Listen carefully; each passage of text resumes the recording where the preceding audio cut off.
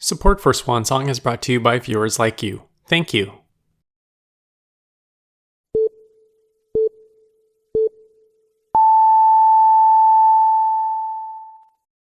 Moero プロ野球ルーキーズ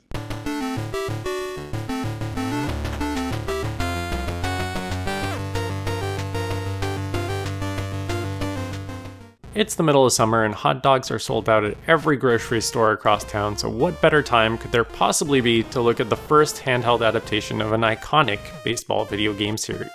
Moero Pro Yakyuu Rookies is exactly that. It was developed and published by Jaleco and released on March 30th, 2000.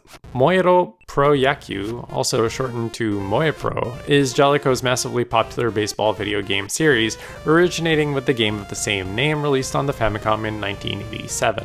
This series did come to the West under the name Bases Loaded, and I've casually heard the name mentioned enough around the internet to think that it must have been pretty popular at the time. In Japan though, the series is notorious due to the disastrous release of the original Famicom game, shipping with so many bugs that the game came bundled with a whole page trying to spin these bugs as creative deviations from the actual rules of baseball in order to make the game more interesting. I don't think anyone actually bought that excuse though, because those would all be patched in a later revision which was sold in a visibly distinct cartridge design. The original release of Moero is one of those games that isn't memorable due to how fun it was to play, but because of how entertaining of a train wreck it was at the time. After the release of Moero Pro Yakyuu 95 doubleheader on the PlayStation and Saturn, the series took an extended hiatus from 1995 until the 2000 release of Moero Pro Yakyuu Rookies on the WonderSwan. This would kick off the series' second era, when it would primarily see release on handhelds and mobile phones, but this wasn't the only shift in how the series would work going forward. Moero Pro Yakyuu would pivot from being a regular competitor in the semi-annual baseball game space to being a series that actively capitalizes on nostalgia for its older titles. Following the release of Rookies, all 8 subsequent titles would be modeled after one of 2 prior games in the series. Prior to 2015, most of these new games were based on Moero Pro Yakyuu 88 Ketteiban for the Famicom, which gave you that classic Famicom look with none of the severe playability issues of the original. In 2014, the Arcade Mikado in Takaranobaba held a team tournament for the very first Moepro arcade game, Moero Pro Yakyuu Home Run Kyoso. This event was incredibly successful and revitalized interest in the series, and the right holders were quick to capitalize on it by porting the game to Android, iOS, and as of last year, Game Boy Color. That's right, they released a brand new official Moepro game for the Game Boy Color on a cartridge in 2022. What a wild timeline to live in.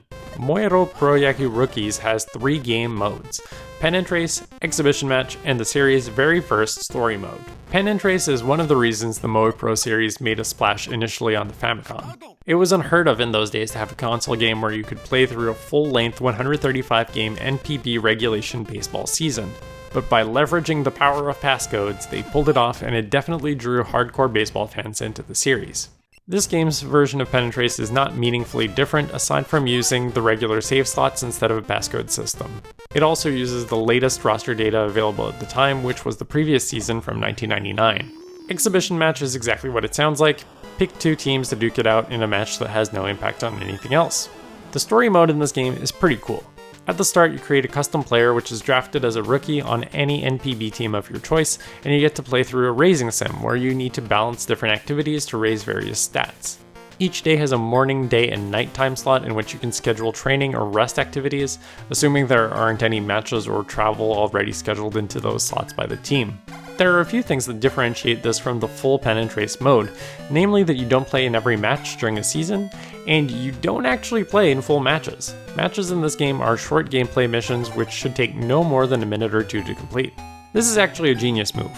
Story modes like these weren't new to the genre at the time, but they focused more on managing a full team rather than a single player, and you certainly weren't playing those on handhelds. An average match in this game takes about 25 minutes to complete, and you can't count on all the handheld users having that much uninterrupted time. Limiting matches in the story mode to just a few minutes makes this game infinitely more playable in short bursts in a lot more contexts, and that's exactly the kind of smart design I love to see in handheld games. This is especially true in retrospect because you don't really see it anymore on the Switch and Steam Deck, since everything on those systems is being designed as a multi-console or PC game first. As you can no doubt tell from this footage, I'm incredibly bad at this game and not much of a baseball fan, so I'm not really qualified to tell you how good of a baseball game this game is. But what I can tell you is how good it feels when evaluated as a standard video game, and honestly it's pretty good. I do have one major mechanical gripe with this game, and that is how control is assigned while your team is fielding. In many baseball games, you can press a button to switch which fielder you're actively controlling. This isn't one of them. The game will automatically reassign your active fielder based on some arbitrary criteria I wasn't able to figure out, and once every other inning, it would completely screw me over. I'm totally okay with being bad at games if I feel fully in control, but I just suck at execution due to inexperience. But making me feel bad at a game by taking direct control away from me and making nonsensical decisions on my behalf is a cardinal sin for me, and baseball fan or not, I expect it will frustrate you too. So here's the deal with Moero Pro Yakyuu Rookies. Aside from that one mechanical issue with the fielding, it feels like one of the most polished entries in the Moero Pro Yakyuu series. They came out of a 5-year slumber and they hit it out of the park on their first try, which is pretty damn impressive, especially considering the very rough state they left the series in back in 1995. This was an extremely promising return to the series, and it even featured innovative new ideas, but for whatever reason nobody bought it, despite being better in most ways than both of Namco's Wonder Stadium games released at the time. This will sound like a forced pun, but I'm only making it because it's absolutely true. Rookies is effectively Moero Pro Yakyuu's Swan Song release. While the series isn't dead per se, it exists in a weird tech-mobile dimension where it's been eternally condemned to a future of being forced to abide by design decisions made in the late 80s until the people who are nostalgic for those games grow too old to care anymore. Innovation is strictly against the rules now. I don't think I've ever heard of an annualized sports game franchise before that went on a multi-year hiatus and returned with a game that made all the competition look bad.